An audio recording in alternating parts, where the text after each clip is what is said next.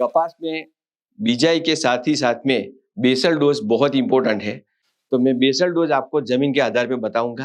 आप राजस्थान में हो या तो नॉर्थ गुजरात में हो या एमपी के कई इलाकों में या तो महाराष्ट्र में कहीं, आपकी जमीन हल्की है जहां पे आप पानी लेने के बाद तीसरे चौथे दिन पे ट्रैक्टर लेने के जा सकते हो, वैसी वाली जमीनों में आपको बेसल डोज में डीएपी, पोटास दोनों डालना जरूरी है। और उसके साथ ही साथ में कम से कम 3 से 4 बैग नीम की खली डाल देना है। अगर वो आप नहीं कर पाए, नीम की खली नहीं डाल पाए, तो आपको कम से कम 10 से 20 किलो संचार डालना जरूरी है। ये डालने से जमीन में नमी बरकरार रहेगी, जड़ें बहुत ही विकसित होगी, दूर अंदर तक जाएगी। और राजस्थान और हरियाणा, पंजाब जैसे राज्यों की बात करते हैं जहाँ पे अप्रैल में सोइंग होता है, वहां तो बेसल डोज में ये प्रोडक्ट डालना बहुत जरूरी है।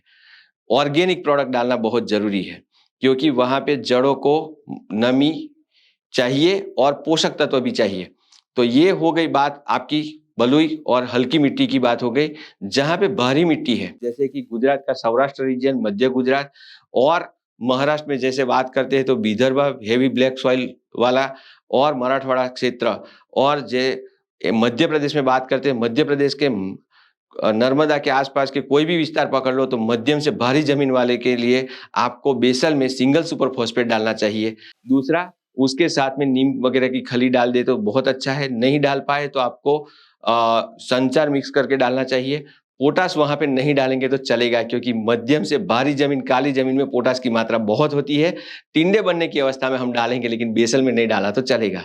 वहां पे आपको सल्फर का एक्स्ट्रा डोज 3 किलो यहाँ पे डाल सकते हो, लेकिन वो सिंगल सुपर फॉस्फेट डाला है तो चल जाएगा।